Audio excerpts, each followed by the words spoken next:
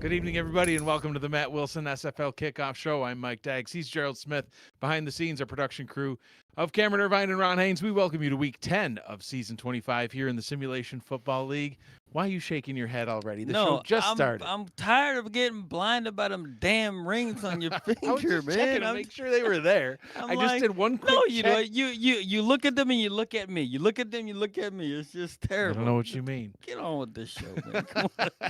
Hey, it's been a while since we've been on the air. We've had some bye weeks in here over the past month, and looking forward to getting back into SFL action.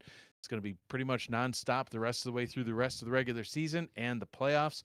So coming back into it, hot and heavy now. Looking forward to it. We've got a great show tonight. It's going to be a lot of fun. It's going to be a little bit of a different format than normal. We're not going to do any offensive or defensive player spotlights, and we're only going to break down one game. Why?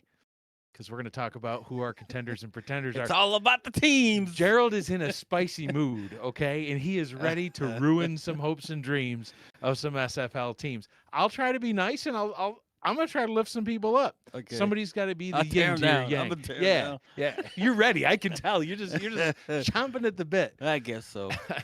Hey, let's recap the week that was first, though. Back a couple weeks ago, we had Week 9, and shout out to all of you in the chat. I see Eddie Gage, I see Tita Queen, the Lake Man. He's always with us. Justin Reside, and I think I saw Tita Queen, some others in there. Appreciate you all being here tonight. So let's talk about Week 9. Even though it was a couple of weeks ago, that's still our most recent week. Things started off on Saturday. Actually, had 6 games take place on Saturday with some early Saturday afternoon action with Baltimore and Denver. Baltimore 2-4 now. Gerald with Denver getting the win, 30-16 over them, and a 2-score victory. Denver's looking really good, and Baltimore still question marks. And I went against my better judgment and was like, hey, I'm going to pick Baltimore to kind of get because I felt like they were getting there. But, man, Denver's like, no, Gerald, you're wrong. You're doubting us. And I don't know. I learned my lesson. Yeah. Hey, I picked Denver. Maybe Jimmy and John Goodman hate me. I don't know. Well, I don't think they hate you. Probably laughed at you. Yeah, probably. No, I did. Yeah, you did. Chicago getting things done against Los Angeles. Then in the evening block, we had Arizona and Albuquerque. That one was a really close game. Albuquerque narrowly getting away with the win. We'll end up talking about those two teams a little bit later on, but in what capacity remains to be seen. We'll find out. Queen City in Pittsburgh, Louisiana North, 4-2 now, Gerald, and doing so good this season that we actually flexed their game into our spot here tonight so that we could call a game in Pittsburgh. And I couldn't be more happier, to be honest with know. you. So, got Louisiana North on. We're gonna talk about. We break the game down a little bit later, and then we get to call it too. It'll be fun for me. Yeah, absolutely. Enjoyable. It wasn't fun for me. Mexico City in Vancouver. Well, okay. Vancouver was in Vancouver. Mexico City didn't show up. 42-0. Blanked the defending champions. The worst loss in Aztecs history. The only time they have ever been shut out. How about Vancouver and looking just indestructible right now? I feel sorry for our wonderful commissioner, how beautiful he is, had to put up with the nonsense that Mexico City did. And then he had a special guest with him. He had Eddie Gage with him. It was even worse. It was terrible. Yeah. Oh, yeah. All around, not a spectacular show. No, it was not. It was a no-show. It was a Saturday night game. The end. There's nothing spectacular. I don't think I've ever gotten shut out in Louisiana, but that's beside the point. Yeah. Let's move on. Yeah. Well, I have been shut out now. Hey, whatever. Let me check. Yep, they're still there. All right, let's talk about those Sunday games, shall we? Minnesota in Detroit. Minnesota getting things done, 23-7, a pretty convincing win that they had. Lexington, another team that got shut out in Charleston. Charleston blanking them 17-0.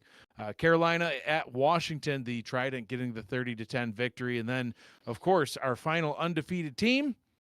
The DC Dragons fall to the Sin City Samurai at home, 52-31.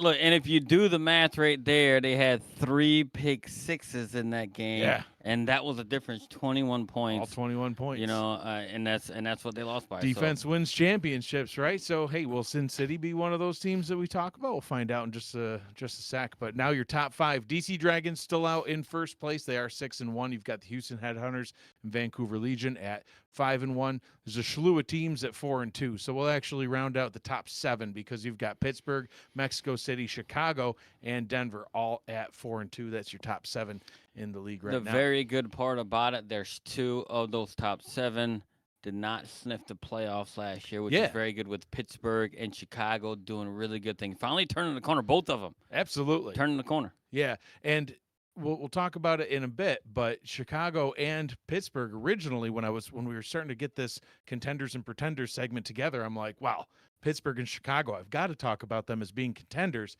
But they're at 4-2. I want to talk about the teams that are right in the middle on the cusp. Are Pittsburgh and Chicago contenders? Listen, that remains to be seen. But we're going to talk about teams that are a little bit closer to the middle. But hey, kudos to both of those squads. I don't think anybody really, outside of Pittsburgh and outside of Chicago, I'm not sure anybody actually gave them a chance to be, a contender, or let alone not only a winning record, but a winning record by more than one game at this point in the season. I can tell. I was always hopeful for Pittsburgh because they got the talent there. Yeah. Chicago, I had no faith. And look at them now. This guy. All right, let's talk about this week's schedule. Listen, this schedule, the broadcast crew schedule here has changed more often than I change my underwear. I'm just throwing that out there. In a given week. Well, now I want to take that whole statement back. You got to take it back. But here's the thing. This is live, and it is what it is. It's been said. Clip it. I'm not going to say anything more. Let's talk about this schedule, shall we? We've got 4 games tonight. I'm so excited.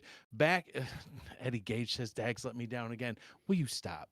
Was it about the underwear? Moving on. 4 games tonight. That's how we get back into SFL action. 4 games in a row. We've got DC at Pittsburgh coming up in just about 40 minutes time. Definitely looking forward to that one, Gerald, because we hand-selected that game, so it better be a good one. Corey, we're watching you. Yes. You better not stink it up against DC. DC coming off their first loss of the season. We'll break that game down, but, it should be a good one. Yeah, and have they gotten exposed? We'll break it down, and then we'll see the game here shortly. Yep, in that same time block, a little bit later on after our game starts, we've got Fort Worth at Vancouver coming off that big win. Fort Worth in for a treat visiting Vancouver. Let me tell you, it's a fun place to go. Try the scones. Tyler Falk and I don't even know if they have those. Rochelle Colston on the call. The leg man. The once per week. Maybe. Don't judge. Don't judge. Amazing. It's great. Just go with it. Anyway, so at 9:45, we've got 2 more games tonight. Minnesota at Washington. Brandon Walters and Mark Lopez on that call. That's the crew that's changed 18 times throughout since I released the schedule. So Brandon Walters and Mark Lopez. That's who's on the call, at least for right now. We'll see if that sticks. Anyway, Chicago at Denver, Cameron Duty and Anthony Ellison. That rounds out our Friday block madness here at the Willson Show. Saturday, we've got 4 more games. Houston, Florida with Mark Lopez, Stephen Mullen next. We've got Oklahoma City at Queen City, the Battle of the Cities. Eddie Gage on play-by-play. Love it. Along with Anthony Ellison, one of the finest analysts that we have. That rounds out your 6:30 block. And then at 9 p.m., Albuquerque at Lexington with Chris Curtis, DJ Kilgannon, and Detroit, Bossier City, Tyler Falk and Rochelle Colston. They're actually paired up twice this week, so looking forward to hearing them both of those games. SFL this week will be Monday night at 7:15, and then at 8:15 we've got Charleston at Arizona. That is the Monday Night Spectacular. Cameron Irvine and a special guest because Charles Doherty has some family things going on. And who's the special guest? It's not Gerald. I don't know. There's only one way to find out, and that's tune in. So, all right, let's talk about contenders and pretenders. This is what we've been waiting for all season long. This is one of our favorite shows to do. I know it is for you because you just love demoralizing people and being mean. And this is a chance for me to show people that I do have a heart and I can be nice. So listen, what we're going to do is we're going to look at all the teams that are in the middle of the pack. They may have a winning record. They may have a losing record. They may be right there at 500, but they're going to have no more than 1 win or loss higher or lower than 500. So they'll either be 3-3, they'll be 4-3, they'll be 3-4. We'll see. So that rules out teams like Pittsburgh and Chicago who've had great seasons, and I do think that they're contenders, but they're both 4-2. So let's look at the middle of the pack, and then we're going to each pick 3. I'll pick 3 that I think are contenders. You're going to be mean, talk about the teams you think are pretenders, and then we'll announce those teams, give our thoughts why we picked them, and then the other person can give a brief rebuttal or an agreement. So them's the rules. So let's jump right into it, shall we? All right. So contender number 1 for me, Eddie. I'm not going to let you down this time, my friend. Arizona Scorpions. That is my first team that I want to talk about being a contender this season. They got a 4-3 record right now, and it certainly has been an up and down season for them. But they started off strong. They won on the road against the defending champs, 20-13. They backed that up by staying on the road in week 2, and they took down Lexington 34-30. But then things maybe started to get a little bit shaky. Week 3 was their home opener. They hosted Vancouver, obviously a top team in the league. Don't I know it? And Arizona did lose that one, but only by 1 score. And then they responded to that by destroying Los Angeles at home the following week. Had a bye week, and then coming off that bye, they went into Houston, and they had their worst loss of the season. But even that was only a 23-10 defeat. It's not like they got blown out. Right. It wasn't 42-0. I mean, am I right? They at least scored points. Anyway, took care of business hosting Bossier City in a 2-score win, and then barely lost to Albuquerque in Albuquerque last week, 21-18, just a 3-point loss. So they may be 4-3, but listen, the stats don't lie. They're number 3 in points per game. They are top 10 in rushing yards, total yards. They're number 3 in passing touchdowns and rushing touchdowns. Defensively, they're top 10 in points allowed on the road, rushing yards allowed, total yards allowed, takeaways, and turnover differential. They are just top in so many different categories. The remaining schedule isn't easy, and I'll give you a spoiler. It's not easy for any of these teams that I have picked as contenders. But it's not the most brutal, especially not of these other 2 contenders that I've got later on. They'll host Charleston this week, and then they take on Sin City and Washington on the road. Both of those teams are currently at 500. And then they host Pittsburgh, who we know is good, and they finish by hosting Queen City. If they win 3 of those 5 remaining games, they've got a winning record. That's all they've got to do. Players on both sides of the ball are contributing in big ways, like Brad Jones, Fox Highwind. You got Sean Moore that's leading the team in interceptions. Adam Wiseman's leading the league in tackles for a loss with 17. And everyone in their secondary has an interception, 4 of which have 2. So I'm not jealous at all. Actually, a lot of those interceptions came at the hands of Jordan Sipe. Gotcha. Arizona, you are a contender. I will agree with this one here, right? Because they've shown how good they are, and they've only lost to pretty good teams across. Yeah. So I couldn't agree more right here because they showed it from week 1 by taking you guys down early on in week 1, and they continue to go here, but they hit a little bit of a roadblock, but they're going to rebound, and I do think they're going to make the playoffs. All right. So Arizona in the books. Who is your first pretender? My pretender will be, and they know so far, they're one of my teams I love to hate so far. It's the Detroit Maulers, right? And what they have going on right now, they are losers of 3 straight games. They look so good at the beginning. And they actually have one of the league's worst offenses in the league as well. So it's really, really easy pickings for me. I just don't have confidence in what you guys are doing there at all, especially offensively. They're ranked number 21 in points per game, number 16 total offense, and are dead last in turnovers as an offense. They turn the ball over way too much, and guess what? You cannot win when you turn the ball over that much. They also rank 22nd in turnover differential, means they're not taken away all that often either. And guess what? Where they're at, they are negative 11 as a team in turnover differential. Look, they do have a really good defense, but when your offense struggles like this, it just tells us not a good team. You have to have both of them kind of almost, near the same level to do it. Ethan Flowers, their quarterback, throws the 3rd most interceptions in the league. He has the 3rd most attempts in the league and has thrown the most interceptions in the league. So he throws, nearly more than every other quarterback, and he throws a ton of interceptions. It's just not working. 2 of their 3 wins this season have been teams that are mediocre. A 2-4 Lexington team they beat, and a 2-3 OKC team, which people don't even think they're going to win a whole lot more games the rest of the season. And they struggle to score points when they win. I mentioned that a few weeks back. When they win, they score the least amount of points when they lose. And the one win they had versus the winning team was Pittsburgh, which is early on in the season. I believe, if not mistaken, I think it was around week 1 or 2. People are still trying to figure that thing out. So I don't put much stuff in it. Look at Pittsburgh. They're 4-2. They've been able to fix things since then. And 3 of their 4 losses have come at the hands of teams without a winning record. You lose to Queen City, who's 2-4. You lose to Fort Worth, who's 2-3. Fort Worth does not look like themselves. And they lose to Minnesota, who is 3-3, right? Which I think is a fringe team. We're going to find out whether we consider them a pretender or a contender, or they are just not even in it altogether. Yep. So, look, and 1 loss to a winning team, which is Chicago, surprised everybody as well. Yep.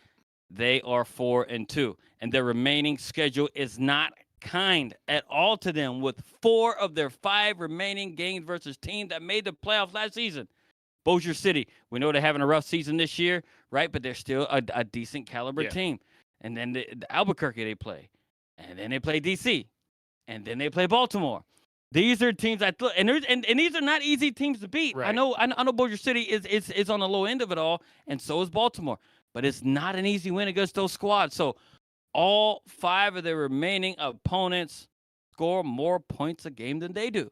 When you can't score more than your opponent, you're already starting out a losing area right here. So Detroit, your offense can't move the ball. Your defense is good, but your defense can't hold up. Why? Because when you lose, you're able to score more points. But guess what? They're putting more points up on your offensive score. So for me, you guys are pretenders, sitting right now at a 3-4 record.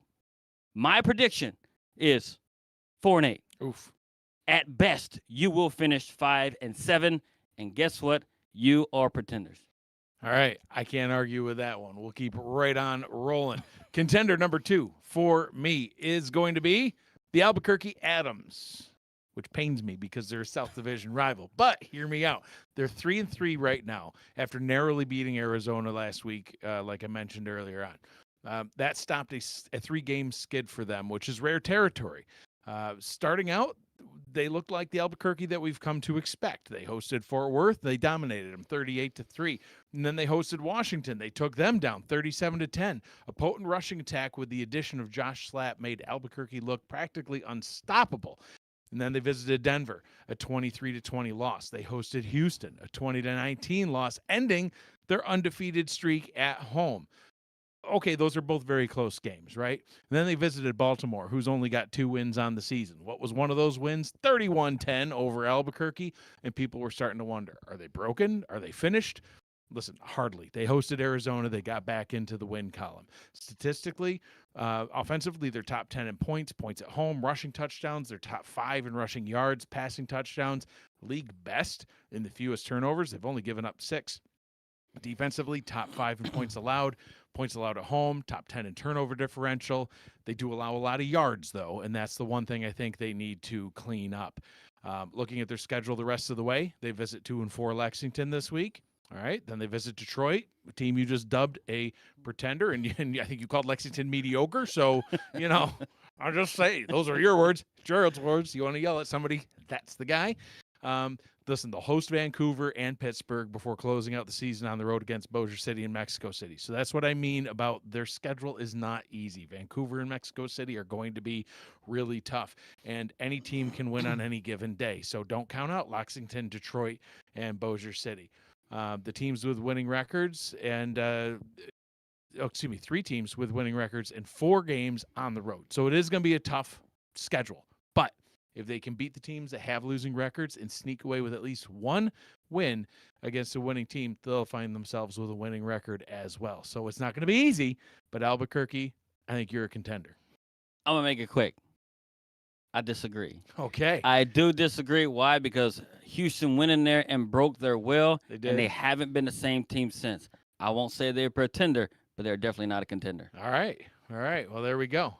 Pretender number 2. For me, my pretender number 2, I have been on them as well, the Florida Storm. They just have not looked like themselves going on for the 2nd season now. You've been on them since before the first snap of the season. Right, so they just don't have that it factor anymore. Yeah. They just don't have it. Maybe it's their coaching staff just doesn't have what it takes anymore. In the modern SFL, yeah, I'm calling you out, Mighty RX. You just ain't got it going on, or your coaching staff, something's not going right there. Guess what they have? They're ranked 22nd in the strength of schedule. Mediocre opponents they had this season. Yeah, easiest schedule. 21st in strength of victory. Barely beating bad teams. Yep. It's just a fact. You can look at it. And 20th, the strength of defeat, they're ranked 20th. They're also losing to bad teams. right? So they have only played one winning team in Mexico City, and they got murdered. There's no other way to say it. You got murdered, 48-19. It is what it is. Yeah. And then they lose to a 1-5 LA team, which is a bad team, by 20 points earlier this season. Historically, both the offense and defense, they rank top 10 in all major categories. You can look at the history and see it. We got a nice little spreadsheet that breaks it all down for you. But guess what? They ain't nowhere near that this season. The offense ranks 18th in points per game, while their defense ranks 21st in points allowed. Their defense gives up over a touchdown more to their opponents than the offense scored, which is not good at all. The run game has been terrible, in my opinion, especially given you have a former MVP in Bullet Bolesky, who has only get him going. 260 yards over 6 games this season. It makes no sense to me. Is it poor game planning? Perhaps. I don't know. You need to change something. What you got, it ain't working. The defense has not rushed the passer very well either or forced any turnovers. Both are in the bottom half of the league in those categories. Their remaining schedule looks, on the surface, promising for wins, as they have 4 of their remaining 6 games are versus teams with a losing record. But as I just mentioned, they have struggled in their 3 wins versus mediocre teams, only winning by a combined 8 points across 3 games. You're not playing very well against bad teams. You're not going to play good against good teams. It's just not the way it works. Teams they have left to play is Houston, good team. QCC, I do believe they play QCC at home. Queen City plays very good at home. They play Baltimore. We already know what they got going on at Denver. We see what they're going on. Their only luck is Carolina, who they played twice the remainder of the season, which could be your saving grace. I'm going to give you some credit there. Some very winnable games, but their lack of intensity from them, it's just prevented them to have a more successful season. Yeah. You, Florida, is pretenders. You sit at 3-3 right now. My prediction is to go 5-7. That's me only giving you 2 wins to a bad Carolina team. But the best thing you're going to finish is 6-6, which is not good enough to make the playoffs. I got nothing. I can't even touch that. Listen, the chat's all fired up now. Damon says Gerald doesn't hold back at all. You think? I told you all he was spicy today. I warned you before the show even began. But yeah, I mean, you can't argue with stats. Sometimes the stats just don't lie. And the eye test, like you always talk about, we've given them the eye test. The wins they've had seemed fluky, and the losses seemed like they deserved to lose those games. And they won a game in overtime. It's whatever. Yeah. Moving on. All right, my final contender, and I already know you disagree, so we'll hear about that.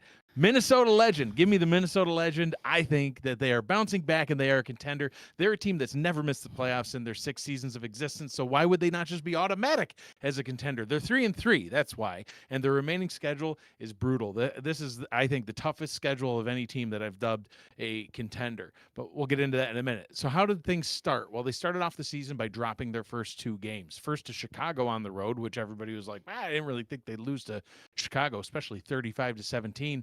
And then a shocking loss to Oklahoma City in the Minnesota home opener, 37-34. No one outside of Oklahoma City thought that they were going to, lose that game. Minnesota was a for sure win, right? They started turning things around with a win over Queen City and Florida before losing to Denver on the road by 4. Denver's a good team. Dominant road win over Detroit, 23-7, is what ultimately convinced me that they're back. Offensively, top 10 in points scored, rush yards, rushing touchdowns, fewest turnovers. They're number 1 in points scored at home this season, doing really good there. Defensively, a little shaky, kind of like Albuquerque with giving up a lot of yards. They are, however, top 10 in points allowed, rush yards allowed. They are struggling in other categories, though. Particularly impressive on the road, though. They're second best in points allowed there. So here's where picking Minnesota as a contender might be a hot take. And I already know you think it's a dumb take, but let alone a hot take. Listen, they have the second most difficult remaining strength of schedule. They're in Washington later on tonight, then Baltimore next week. They'll get one more bye before a gauntlet of Denver, Vancouver, and Pittsburgh, all teams with winning records by multiple games. And they close out the season by hosting Fort Worth, who may have a losing record, but they are still Fort Worth. 4 home games helps, but 3 of the teams have a winning record, 1 with 500, 2 with a losing record. They'll need 4 wins to end the season with a winning record. So winning the 3 at 500 or worse is key. along with a divisional game, the game against Denver. If they can win that game, they'll stay on as a contender. If they lose to Denver, they're pretty much toast. So we'll see what ends up happening. But they've got a very stacked roster. They've got a lot of pieces in place. Things seem to turn around for me after week 2. It's not going to be easy, but I think they can do it. Minnesota, I think you're a contender. I disagree. I know. We all know. Look, reason why I disagree is because, look, when they lost against OKC, when nobody ever thought it was going to happen, and they didn't look very good either. They put up a ton of points, but look, they allowed OKC to do it. But then you beat another team who I considered a pretender in Detroit. That didn't impress me at all. So, I mean, they got stuff to fix, and I just need to do it. Now, are they a pretender? No. But they're a contender? Nah, I don't think they're just one of those teams on the fence that you didn't want to touch. Got it. Yeah. John Lakeman. The Lake Man says, tell us how you really feel, Gerald. Well, he will, because he's about to get into pretender number 3. Right. So my pretender here is one. Look, a lot of people might not think it, right? It's got to be the Washington Tridents. One of the best teams last season. Yeah, and look, top 3 Washington has the number 7 total offense and the number 5 total defense. And you might say, Gerald, they're one of the better teams, even though they sit at 3-3, to make a playoff run with those type of rankings. But as we all know, games are not won or even played on paper, and they look nothing like the 10-2 team from last season. Their offense was much better last season, where they averaged nearly 30 points a game. While this season, they're averaging under 20 points a game offensively. Last season, they ranked in the top 5 in fewest turnovers this season. Guess what? They're ranking the bottom half in turnovers, so they're turning the ball over a lot more. They have the 6th worst third down offense in the SFL, meaning they're not turning those third downs into first downs. Not very often, right? And when you do that, that's why you sit at 3-3. And part of this, I think, is a run game has not been very good. They have quality backs, but they have underutilized them thus far. And as you can tell, if you watch one of the games, they get in this thing where they just want to throw, and it's not good. Look, and I like to see my boy Tommy Utah do his thing. Oh, yeah. But guess what? It has caused them to get into situations at 3rd and long, and they have not had the success that you want. And it shows with the numbers and how they lack to convert those third downs into first downs. They have won, they have won 2 straight, but those wins were against a very bad Carolina team. I think the Pee Wee team can beat them. And Fort Worth, who is a team that seems like they have some sort of a mild identity crisis. They have no idea what they want to be. If they want to compete or they don't want to compete. I think they have a whole identity. They show up one day and they don't. And they did beat the now 5-1 Houston Headhunters. But guess what? It was in week 1. Everybody knows crapshoot. No one gets credit for week 1 wins except in a win and loss column in my book. That's just the way I see it. But look, when they face quality teams, they struggle to win. They are 1-3 versus teams with a 500 or better record. Not very good. And that's not what they did last season. They won those games last season, right? This season, their remaining schedule is tough with 5 of their remaining 6 games versus playoff teams from last season. Minnesota, LA, the only non-playoff team, Arizona, Baltimore, Vancouver, and Denver. It's not easy for you, especially on the West Coast this season. Guess what? You are pretenders. And my prediction, I'm going to give you some credit because I don't even want to do this. I just want to be nice. My prediction is going to be 5-7. And I do think your best finish is going to be 5-7. You got 2 wins at best. You can probably win LA, right? You might best Baltimore, but I don't think you're doing it against Minnesota. And I don't think you're Arizona, Vancouver, and Denver. You're pretenders, 5-7 at best. Well, we'll see. Eddie Gage, I'm not sure if he agrees. He says GTFOH, which I can only assume means get tacos from old Houston. He must like Tex-Mex, what I'm assuming that stands for. But he also said, look, he's taking shots. Yeah. Mike needs to get someone who knows what they're talking about to relocate to New York and do the show with him. Wow. Shots fired. Says for my guy who can't get a pick 6 in 30 years in the league. All right. That's our contenders and our pretenders. It's always a crazy show. All right. I love it. All right. Let's talk about the game that we've got starting in about 15 minutes. We saw this game on the schedule. We couldn't pass it up. We had to flex it into our spot. We've got the DC Dragons. They started off the season 6-0. They finally lost last week to Sin City. Pretty bad loss, too. I feel your pain, DC. But they're still a darn good team. Top 10 in numerous offensive and defensive categories, which I'm sure you'll probably get into. Multiple players playing at an all-star level. And how about Pittsburgh, your beloved Louisiana North? They started off 0-2, and the murmurs were buzzing. Same old Pittsburgh, right? But then they beat Carolina by 2 scores. They beat Charleston by 2 scores. Then Oklahoma City by 46 points. I don't even know how many scores that is. I wasn't going to do the math. They took down Queen City by 8 points last week, 1 score, but hey, touchdown and 2-point conversion. Now they're 4-2. They're looking pretty good. Number 2 in the North Division, right behind the DC Dragons. So, however, 4 of those teams that they beat all having a losing record. So this is a big test tonight. Is the 4-2 Pittsburgh team a team that's actually good? Or should we have made them an exception and allowed them into our contenders and pretenders segment? Because let's see, are they going to win? Are they going to lose? I don't know. I will say this first, Mr. Robert Thump. Yes, we did have the best roster, but guess what? I'm terrible as a coach. So is everybody else on the team. That's why I ain't in the league no more. Because I'm terrible. And I can own it and I can admit it. We sucked. So anyway, we did have the best roster. We just didn't use our talent correctly. But back to this game. The Dragons have won 6 straight prior to the upset loss against Sin City in their last game. In the last game that they had, Synergy threw 5 interceptions. That's with rough. 3 of those turning into pick sixes. Been there. Now, if you think about it, had those pick sixes not happened, they might be 7-0 right now, right? A lot more competitive. Change any stuff. Look, yep. And the offense has been playing on a different level this season, right? With them having, being in the top 10 in every offensive category, most notably the number 2 total offense in the league. And look, Shabazz Synergy has been playing at an all-star level, even despite, right, what had happened. And I would even say maybe at an MVP type level this season, right? He is number 1 in completion percentage, along with being number 2 in QBR, and number 3 in touchdowns thrown. He has top-tier talent all around him with wide receiver Connor Weston, who is number 4 in catches and yards, along with, I think, probably the best tight end in the league for a very long time in Lauren Pakoko, who leads the team with 4 touchdown receptions. And she can also take over the game at any moment. You start feeding her the ball, next thing you know, it's almost lights out. She can be kind of unguardable. The offensive backfield is 10th in rushing with the ball carriers Kevin Say, Sam Harrison, and Chuck Stiller. They're doing really, really good in the backfield. Not blowing anybody away, but combined, they're doing really, really good. Look, they are very balanced and have won games using the run and have won games doing the pass. Yep. Just they run a high, efficient, and effective offense that makes them dangerous.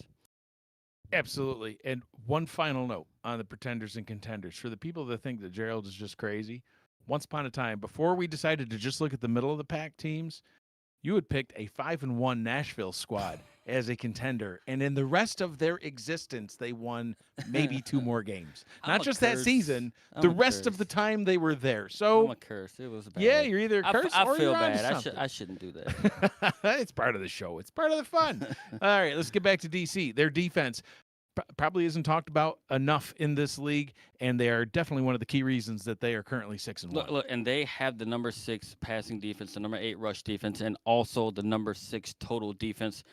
They allow the fewest yards per pass attempt in the SFL, and that's a stat probably not many guys look at. Per attempt per pass, they allow the fewest yards, and they are top tier at the 2nd and 3rd level defenders who have 10 interceptions on the season.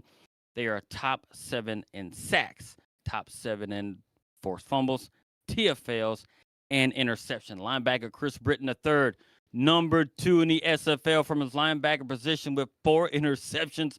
Crazy. Along with Nick Fargo leading the SFLs in tackle for losses, along with Adam Wiseman. I do believe you 17. mentioned earlier. Yep. Look, talent at all 3 levels of the defense they have right here. And for them, their key player, Shabazz Synergy. Stay mistake-free. Don't have a repeat of last week and be as efficient as you've been so far. Lauren Prokoko, get her involved. She can go next level. Nick Fargo, he lives in the backfield, so that's something the opponent could have to deal with. Chris Britton, arguably the best coverage linebacker in the league right now. Yeah, absolutely. So, listen, I'm just going to let you talk about your team, Louisiana North. The Pittsburgh Riverhogs, what do they got to do? So Louisiana North, as I'm going to call them here, look, they have been a pleasant surprise for the league as a whole. Look, I got to look, it's the thing. It's good to see teams that are struggling to see them do well. Turning around, yeah. It's even really good to see Chicago. I know I give them a hard time, but it's good to see them. Look, they kind of have struggling, but hey, look, here they are, 4-2. Both these teams are 4-2. And look, they have the number 3. Look, they are finally finding their stride, right, and living up to my hype of them, I guess, shall I say. Look, quarterback Ace Finnick has been very effective passing, the 2nd fewest interceptions in the league, along with the number 4 QBR. Leading rusher, SFL leading rusher, Mike Churchill has been great as well, doing what he does, and he also leads the league in rushing touchdowns, right? Wide receiver Ziggy Rogan and their secret weapon, I've said this for a long time, Doug Britton have been excellent as well, which has helped the offense get to their number 10 total offense, and they're also number 2 in scoring on the offensive side. So very much talent. They're finally starting to bring it all together and make it happen. And they're doing it on the defensive side too, because arguably that defense statistically and just that eye test even better than the offense. And the number 3 scoring defense. Yep. Number 1 pass defense, right? Which means they're forcing, the opponents in a situation, knocking balls down, along with the number 3 total defense. The defense is full of talent with former Revs, Odette Boudreaux at the defensive end, and linebacker Brian Craven. But there's a reason why I mention it. They account for all the sacks on this team this season for them, which is really good. Look, man, when you come from a good spot, you're good to go. Look, the defense, is very good at picking the ball off and turn them into touchdowns. A league best 3 interceptions returned for touchdowns, and they have talent all around this unit and contributed, to the surprise success that they've had so far. Yeah. But there's more. They have arguably the best special team unit in the league. Former 2-time special teams player of the season, Otis Boudreaux, along with punter Vida Lee, who leads the league in the SFL with average yards per punt. There you go. Very, very good, meaning you're kicking it a mile and you're pinning your opponent's back. The key player's got to be Ace Finnick. Mistake-free football is key. Churchill, get him going, right? Get him, keep his yards up and keep him the leading rusher in the SFL. On the defensive side, you got Brian Craven along with the safeties, Kane Vasquez and Monte Dubois Smith, the best damn name in the SFL right there, who have been tackle machines. They have 50-plus tackles each on the defensive side from that safety position. So not only are they playing the deep back pretty good, they're actually playing line of scrimmage pretty well too. So, look, those guys are going to have to contribute for them to actually beat a really, really good DC team. Yeah, I can't wait to see what happens. We got less than 10 minutes to go. It's going to be a great one, so don't go anywhere. Like I said, 4 SFL games tonight. You're in for a night of fun action here. So, all right, let's get into our picks. Let's roll through them. We can stay on time. I'm at 39-23 now. You're at 34-28. So both have winning records, but one of us a little better than the other. I'm 5 games back. Jeez. Yeah. You're picking wrong. I guess. All right, let's jump right into it. We won't pick DC Pittsburgh, although, listen, it'll be a totally non-biased call, at least from some of us. We'll see how he does. But let's get into Fort Worth, Vancouver. Who do you got? Fort Worth, as I mentioned, I think they're in some sort of an identity crisis on what they want to be and how they want to be. They're not the same team that they were from. I mean, it was not that long ago. They were undefeated the entire regular season, right? And that everybody thought, hey, they're doing good. Then they repeat, and they had the next season they did really well, but they started having a slow decline. Vancouver is on fire there, and I don't know who's going to stop. I know they got stopped recently, but man, they're just looking extremely good right now. I cannot pick against Vancouver at home. Yeah, give me Vancouver as well. They just blanked me 42-0. Not only will I pick Vancouver now, just give me Vancouver the rest of the way through until they play Mexico City again. I got you next time. You showed your cards too soon. Minnesota at Washington. Who do you got? And this is something right here. People going to make fun of me. And I know why I made this pick because this is going to be one of their wins on the way to being a pretender. I'm picking Washington at home right here. Pretender. Why? Because you're picking your pretender to win. I am. Why? Because one of their wins. I didn't just leave them be like 3-9. I let them be 5-7. That's what they're going to be. All right. This is going to be their 4th win right here. They're going to get it at home. They're going to get it together. Because why? Minnesota. I don't think Minnesota is as well put together as you think they may be. All right. So I think they go into Minnesota. Minnesota gets this win. And they're at home, too. They play a lot better at home. All right, so you're picking Washington. Well, give me Minnesota because this is one of the teams that I said they needed to beat if they're going to have a chance at being a contender. Watch for Matthew Alvarado to get a pick 6 in this game. Chicago at Denver. Who do you got? Man, I picked against them the last time we did, and I felt terrible about it. I watched the game, and it made me eat my words. So guess what? I got to go back with Jimmy Hattis and John Goodman over there doing their stuff. There you go. For I mean Michael Goodman doing their good things over there in Denver. Chicago, man, they're doing good right now. They're doing great. But they're on the road. It was nearly a toss up, right? So I had to go with my feelings, and my feelings is in Denver right now. So don't let me down. I'm gonna also go with Denver just because they look like a powerhouse team. but so does Chicago. The difference for me, Denver's at home. I think it just gives them just enough of an edge. Watch for this one to be a really close game. I think it's going to go back and forth, at least 3 lead changes in this one before it's finally decided. But give me Denver. Houston at Florida. They ain't gonna be. There's nothing but dead bodies laying all over the place. Houston's gonna go on to Florida, and it's just not gonna be pretty. I just think they're gonna win by multiple scores. Houston's looking really, really good right now. I know they had a huge layoff, right, with all the stuff we have going on. But look, I do think they're gonna go in there and they're just gonna continue to do what they've been doing because I don't think Florida has that it factor. Like I said, I agree. Give me Houston. They're leading the South right now. And I think they're going to be leading the South even more so by the end of this weekend. They'll be at 6-1, right up there where DC currently sits. So give me Houston to win it. The Battle of the Cities. We got Oklahoma City at Queen City. Yeah, like I say, I'm gonna say like you say, let's go Buffalo, because I think Queen City is a little bit of a better team than what OKC is right now. OKC is still building right from their team. A season ago, I think Queen City's at home. They play better at home, and I do think they win. Yeah, give me Buffalo. Give me the Queen City Corsairs. Oklahoma City is a team that it's impossible to pick them because you just don't know what they're going to bring. Every once in a while, they show up and it's like, hey, a legit team, and then we pick them, and then nope, it's not.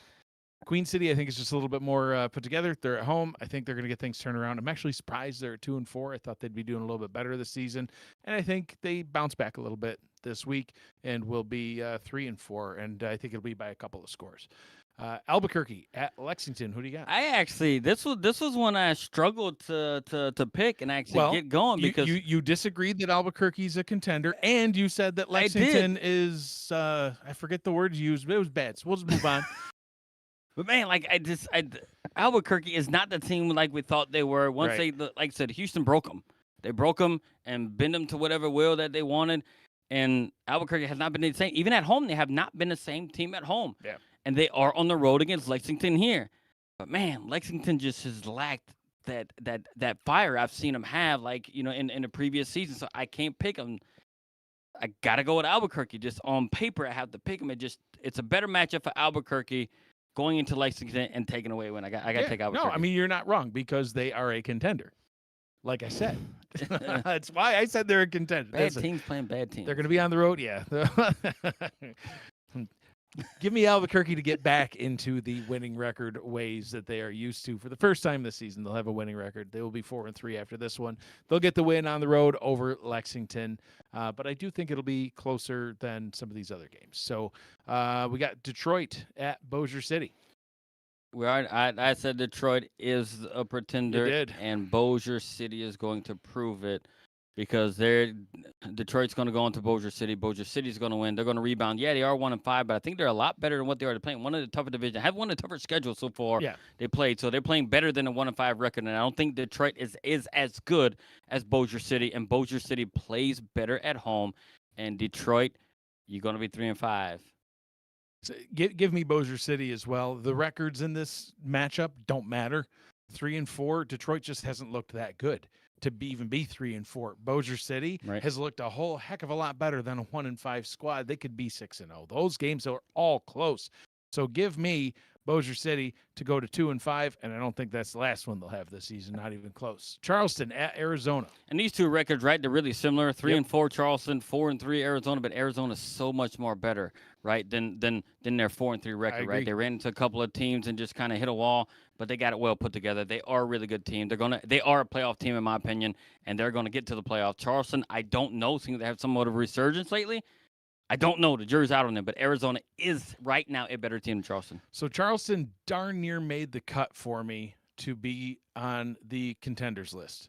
They actually did. They almost got mentioned as a contender, but I didn't want to hear your nonsense. So I left them off the list. But listen, I looked at them. I compared them to Albuquerque in Minnesota, and then especially Arizona. And Arizona is just, they're the better squad. They're at home. Arizona's going to go to 5-3. Give me Arizona in that one. that's our picks. We'll see how we do. It's been very up and down this season, but I've been terrible. Yeah, it's been rough. I've been terrible. That's all we got. We got the Lake Man says 29 days of rest. There's been so many days of rest for everybody here in the SFL, but we are ready to get back into it and have a gauntlet of a season the rest of the way through. We've got a lot of regular season games left, then the playoffs. It's going to be great. This has been the Matt Willson SFL Kickoff Show. For Gerald Smith, Cameron Irvine, Ron Haynes, I'm Mike Daggs. Thanks for joining us. Get ready. SFL action just around the corner.